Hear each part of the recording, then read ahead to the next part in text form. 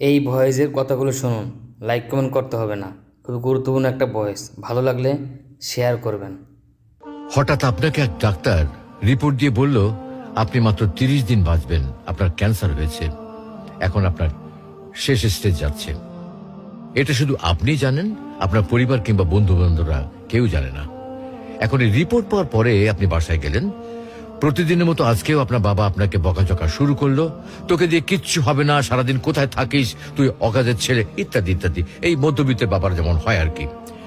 তখন কি প্রতিদিনের মতো আজও আপনি তর্ক করা শুরু করবেন, নাকি প্রাণ ভরে বাবার বকাগুলো শেষবারের মতো আরেকবার শুনে নেবেন?